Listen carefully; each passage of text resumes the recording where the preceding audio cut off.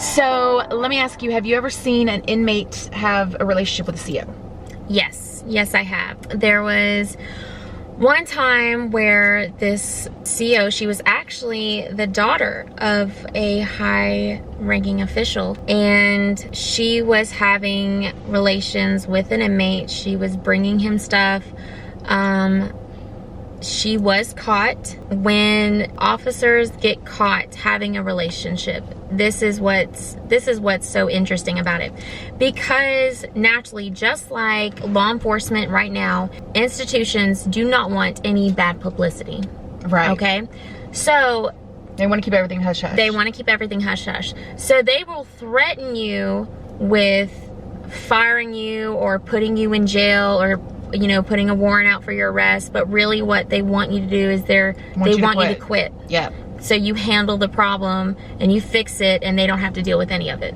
So when you guys ask me a lot of the times about like stuff that's happened with me, like why don't you hire a lawyer, why don't you do all this stuff, you guys you don't, and I don't say this in a condescending way, I say this with love, you don't really understand that what happens with the prison politics and stuff, like they got each other's back. They're gonna cover up what they want to in there, okay? Like it's not, you see these TV shows and everything looks so organized and run all like this. It's not like that in reality, okay? What you're seeing on TV is night and day than what's really going on the inside. So let's talk about gangs, and then I'm gonna start asking you some actual, like, your experiences as a CO. So is there a lot of gangs in the male's prison that you were at? Yes. Gangs are basically established by race. Yep. Okay. You have Latin Kings. Mm-hmm. Okay, which naturally are all Latinos. Mm-hmm. You have your Bloods. You have your gangster disciples.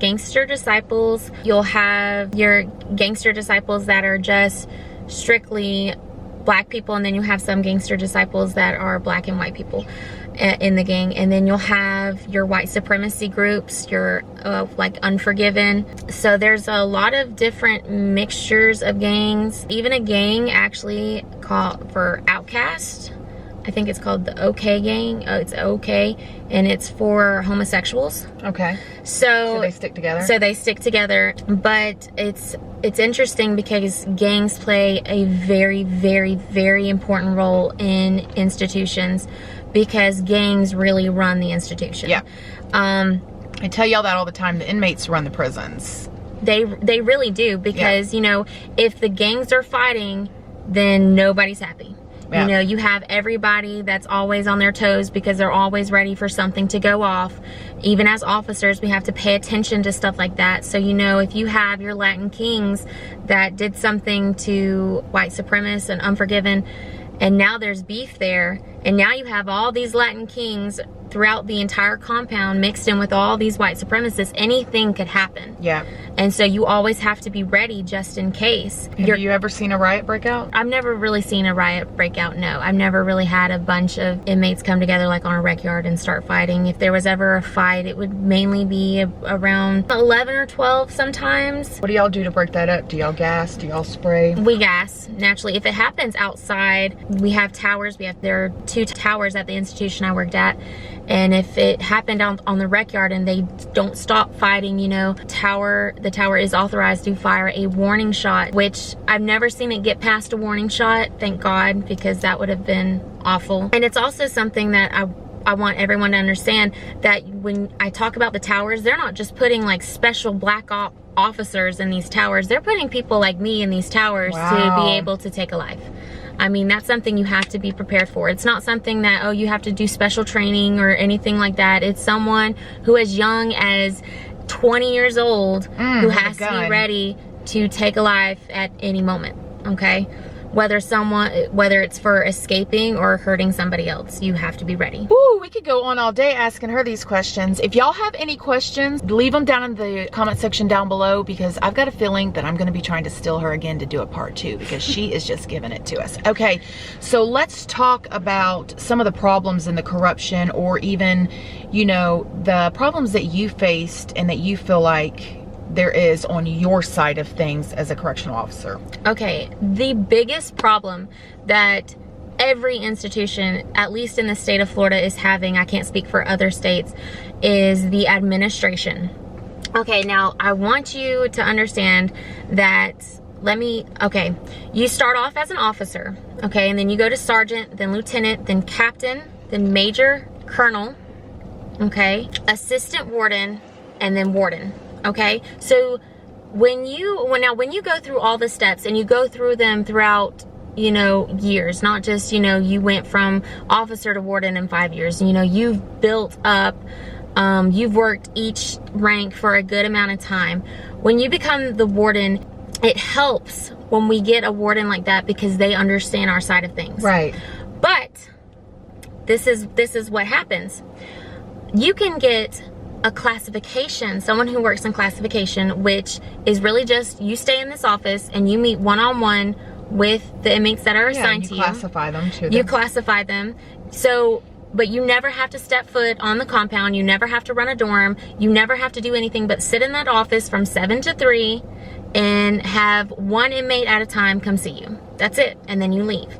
Okay? You can go from being a classification officer to head of classification to assistant warden. What? To warden. What? So now you have someone from classification who is the warden of your institution, never having to be an officer, never having to take a step out onto the compound or in a dorm or ever having to run a dorm. So just imagine someone, okay, this is pretty much how it is. Just imagine someone, a 16-year-old girl, trying to tell someone with 4 kids who doesn't have any kids how to raise their kids. Screaming. That is pretty much the exact same thing. So when you have someone that just skips all that and goes straight to warden, and it doesn't just stop with being warden, you can go on and continue until you're regional director. And so now you're the regional director telling officers how to run the dorms and how to care for the inmates that have never ever done your job. Dang. So we're talking about people being underpaid. We're talking about, obviously, like, there being no real skill and training to the top and at the top.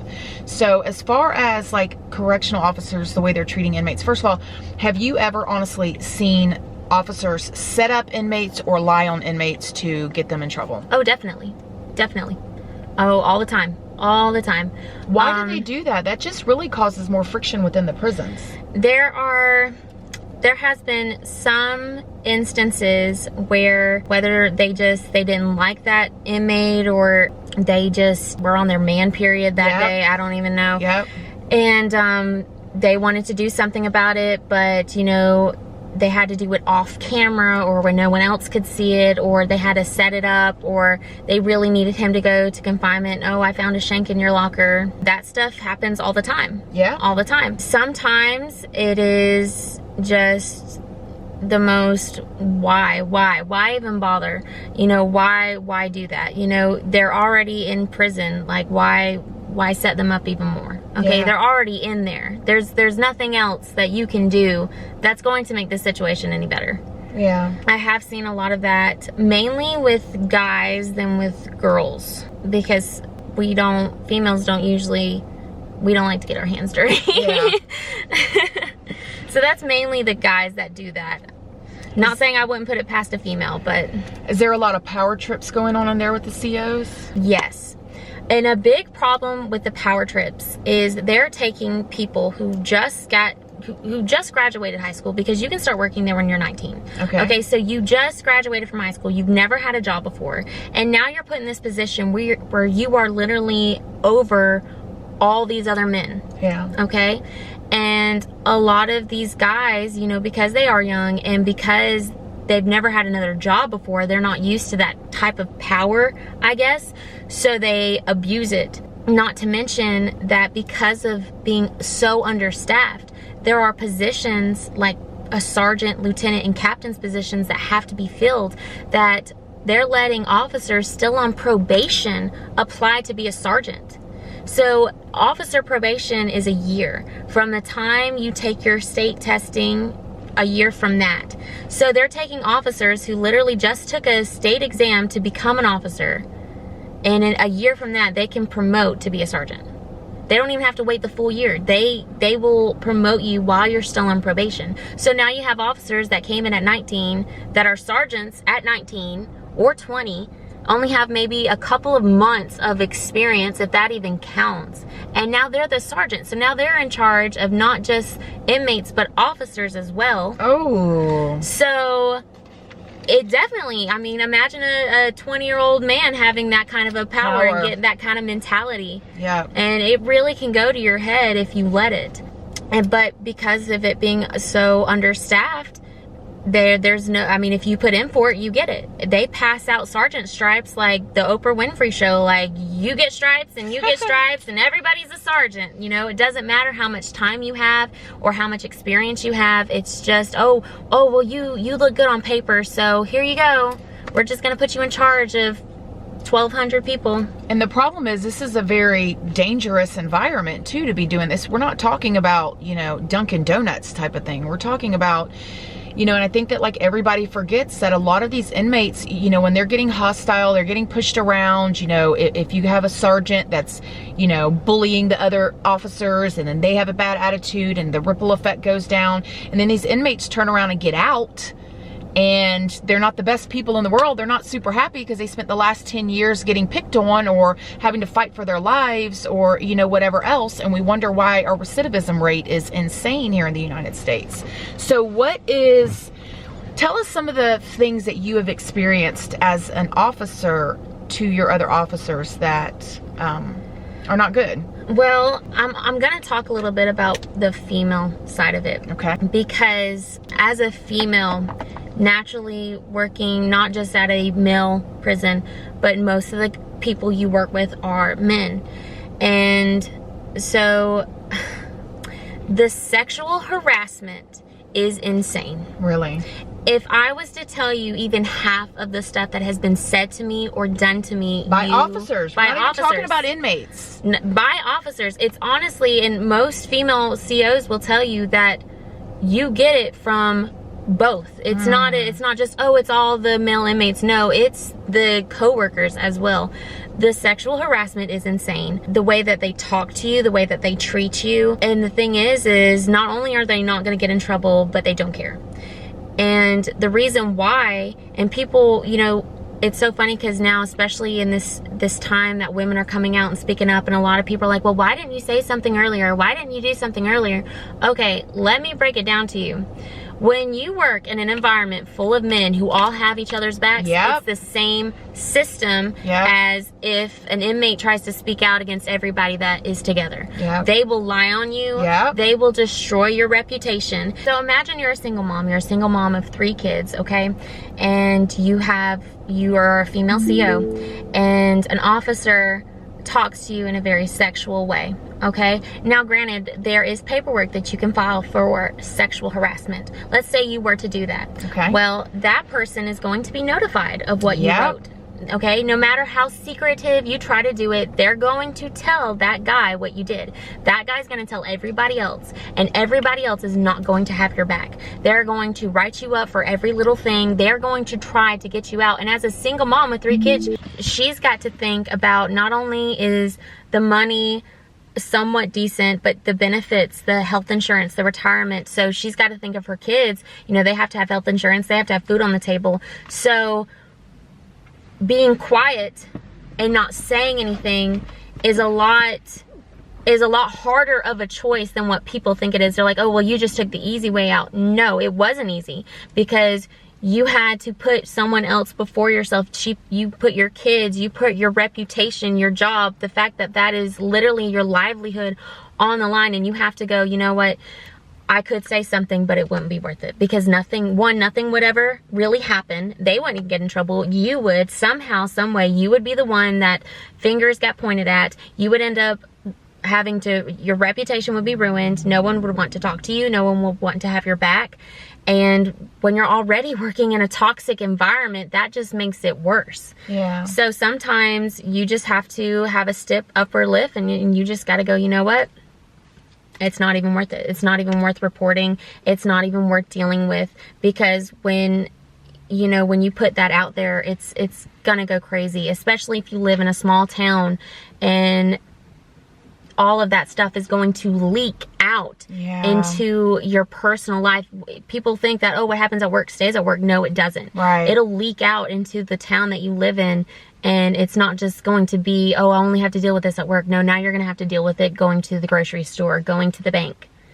So it's really hard as a female CEO when you have male coworkers that, you know, are always constantly coming at you with all of this sexual harassment. And, you know, you're just like, what do I do with this? What can I do with this? And it's really hard because you want to do something about it. And there have been times where, you know, I have corrected a lot of people. And the thing is I want people to understand, it does not matter at all if these men are married or engaged or in a relationship, because they do not care. They do not care. That does not mean anything to them. It doesn't matter if you're married or if you're in a relationship or anything like that. They're gonna want you just because you're there. And when you work with people for sometimes 12 to 16 hours almost every day, that's a lot. That's a lot of time to spend with somebody. And that's why actually law enforcement and correctional officers have such the highest divorce rate, actually. Wow. Yeah, because when you are married and, you know, but you work at the prison, you're spending more time at work than you are at home. Yeah. So there's a lot that can happen at work, and your wife or your husband will have no idea what's going on. So have you ever seen an inmate get turned out when he's gone into prison? And that's, you know, meaning like, you know, he comes in, he's straight, he is, you know, married, kids, whatever, but while he's in there, he becomes more, takes on the like wife, feminine role in the relationship with the other inmate. Yes, they actually refer to that as being prison gay. Oh yeah, gay for stay. Yeah. Yep. So, yeah, I've seen a lot of guys, and it's so funny because I would work sometimes visitation. So I would see his wife, I'd see his wife. I told y'all these stories before. Kid come in, you know, and they're all, you know, lovey-dovey and it's whatever, and then as soon as they left, he would turn into a completely other person. Yep. And he would go and find his boyfriend. Yep. And it would just be like nothing ever happened. Yes. Oh my gosh, that was so funny. She's co-signing on so much today. So what else do you think it's important for people to know about behind the scenes that goes on in there? A lot of the rules that are enforced are rules that we don't even want to enforce. Like okay? what? Like, for instance, there are certain rules that as officers we don't even like to enforce, okay?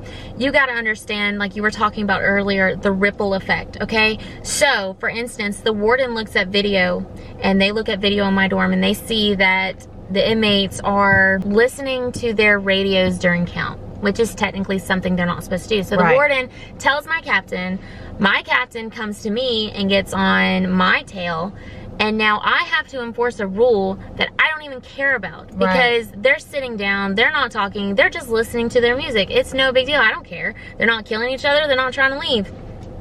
Fine by me. Listen to your music. I don't care. But now, because the warden has made it a big deal, or the assistant warden, or even the colonel, and they've taken it to my captain, and now it's my captain's job to make sure that he corrects me. And since they're looking at camera, now I have to go out on the wing and get on to everybody about something I've never gotten on to before. So now I just look stupid, and they're all thinking, oh, well, she's let us do it for like 3 months now, but now it's suddenly a problem. But it's not. I don't want to do that. I didn't want to do that. That's not something I wanted to do, but that's something that now I have to do, you know, because as a CEO, my thing was, my stuff was security issues. So things like weapons and fights were stuff that I would pay attention to. You know, drugs and stuff was something I pay attention to. But, you know, at a male prison, they have, you know, shaves and haircuts, and they're really big about having a what's that word I'm looking for? A regulation beard. Their beard has to be in regulation. Now, first of all, as a female, I don't know anything about beards, okay? I don't have one. So, like, I don't know anything about what's a regulation beard. So I'm not looking for stuff like that. And to me, that's not a security issue. Like, as long as they don't have hair, as long as mine, and as long as they don't have like a Dumbledore beard, then it's not really a problem. But they would be so big about, you need to do haircuts and shaves every single night, haircuts and shaves every single night. And now I have to go out on the wing and enforce a rule that not only do I not really fully understand, because I don't know what a regulation beard is, but I have to enforce something that's not even a security issue. Right. It's not, because petty. it is petty. And now I look petty, and now they're mad at me because guess what? It's so funny because I'm the messenger. Yep. But they can't go after him. He's the one that sent me to go in there instead of him doing it himself. Because in my personal opinion, I'm like, if you have the problem with it, you go down there and take care of it, because I don't have a problem with haircuts and shaves. That obviously is a problem for you. Why don't you handle it? But it doesn't work like that. It's okay, well, you have to go correct this. It's your job, go correct it. So they get to sit up there and point their finger, and you have to take all the heat. And I take all the heat. So I'm the one that has to sit in the officer station or is out on the wing, and I have all the inmates coming up to me like, man, this is messed up, this isn't right. And I'm like, that's the rules. And I mean, because I can't even defend it, because I don't want to. Yeah. And two, I think it is stupid. Like, a lot of the rules make no sense to me whatsoever, but yet I have to enforce them. Now I have all this heat from other inmates about something that I didn't even care about to begin with. Yeah, so they're all calm, chilling. There's nobody's upset. And then, like you said, they're sitting on their beds, they're doing their count. Maybe they have their little headphones in after they get through saying their number. They're chilling, waiting for it to be over with. Then somebody's sitting up there on a power trip, like they're doing this. Then she's got to go in there and disrupt the whole entire morale of the dorm with a bunch of people that some of them are angry, violent people for something so stupid. Like, if they're quiet, like, leave them alone. Because that's just the thing, is like, when one of them gets upset, really upset, it changes the whole entire morale of the dorm. Like, everything changes. And so you really cling on to those moments where there's peace, you know? I know that's what it was for me, because even for us as inmates, like me as an inmate, when you've got 2 or 3 people that are really upset, or if you got a CO that you feel like is picking on you about petty things, we get pissed, man. We get mad, and then the inmates will disrespect you every time you come around, act like they don't hear you, turn their nose up to you when you're trying to do your job, and it's really all because of somebody sitting up top. It's all because of that 19-year-old person that got a promotion, that's got a hard on for freaking, picking at people. And it makes the job so much harder, is this administration. And that is why, the correction system right now is so messed up, because one, we're severely understaffed. But the reason why we're so understaffed is people don't want to work there anymore because of how bad it's gotten. And the people that are working there are quitting because they're not being treated with the respect that we deserve just as people. It's funny because... And that's not coming from the inmates, so you're talking... No, I'm talking about the administration coming down on us. And because any officer will tell you, and at least the ones I worked with will tell you straight up, our job in itself, like working with the inmates and dealing with the inmates, that's easy. That is the easy stuff. That's not hard. That's easy. And because any officer will tell you, and at least the ones I worked with will tell you straight up, our job in itself, like working with the inmates and dealing with the inmates, that's easy. That is the easy stuff. That's not hard. That's easy. It's dealing with the administration that makes it so toxic and so hard. Literally everybody that worked at my institution is either on some type of heart medication or anti-anxiety medication. I myself, when I was working there, had to think, like, do I need to be on anti-anxiety medication? Because it would get so bad, because it's so demanding. You have officers that, because they're so short-staffed, they're working 16 hours every day that they work. Technically, by Florida law, you have to have 8 hours between shifts. But, 8 hours is from the time that you clock out to clock in. It's not 8 hours covering you driving back home and getting ready, like if you have kids, getting your kids ready, or grabbing food, or getting ready for bed, or waking up early and getting ready for work. So really you're getting about maybe 4 to 6 hours of sleep, and then having to come to work in an environment that you really need to be fully rested to have that awareness, and now that's been taken away from you. And the thing about it is, even on the days off, I would be so tired after work that on my days off, I didn't have the energy to do anything. I would sleep because of how tired and exhausted I was. And it wasn't from just it wasn't just from doing my job. It was just because the administration was so demanding from you. You know, they ask you to work, you know, you work from 5 a.m. to 5 p.m. or 5 p.m. to 5 a.m. You know, that's 12 hours. And then they ask you, oh, well, we need you to, or they don't ask you, excuse me. They don't ask you, they tell you. You get voluntold. You don't get asked, excuse me. You don't get asked, you get told. Ooh, she's getting fired up, sister. You get told, oh, you have to stay 4 hours. You don't get off, you don't get to leave till 9. And now, for some people, they have kids and they're like, well, I can't. And they don't care. They don't care. They don't care about your family. They don't care what you're dealing with at home. They don't care. They just want to put a body on paper so that they can look good. Like, oh yeah, we're fully staffed. Yeah. Okay. Even though that person's exhausted, they're not mentally there, they're tired, they're hungry, they're stressed because of their kids, they're not being able to take care of the things they need to, but long as that person is there, then they can look good while they sit up in their cushion office. Oh, and it gets way worse because, you know, you have regional directors that will make visits to institutions. So when you get the higher ups, okay, or the people in suits that they call them, because naturally they're not going to be in uniform, they're going to be in these nice suits. Oh, the pony show. It is insane. So you go from being short-staffed every single day, and they'll start pulling people that don't even work the compound. They work in administration in the office, and they'll put them on the compound. So when they do their walkthroughs, so they would do that when I was there too. You'd start seeing all these people that you didn't know where they were from, and everybody's nice and everything's going so clean, and everybody's in a great mood and everybody's showing respect, while the people walk around and do their inspections, and they would make us clean everything, and they would tell us, don't do this, don't do that, da da da da da, and prepare. And as soon as they come through, it was right back to the normal stuff. That is so funny. And they would do that, and it really, and I've never understood why they did that, because as COs, we're all like, do not make it look like this is us every day, because how are they going to fix the problem if they don't see what's actually going on? And the thing is they would walk through to the best dorms, okay? They wouldn't walk through the bad dorms. Oh no, we're taking them to the re-entry dorm, or the dorm where all the old inmates are, like really old guys that aren't gonna do anything. They're just chilling. They're just chilling. And then they're gonna be like, oh, well, everything looks great in here. Everything looks good. And y'all, look at all these officers and blah, blah, blah, blah, blah. And then they leave, and then they pull everybody, and it's back to the same old stuff. And I've never understood. I'm like, why are you doing this? They need to see how bad it is. Yeah. Why are y'all trying to make it look good on paper?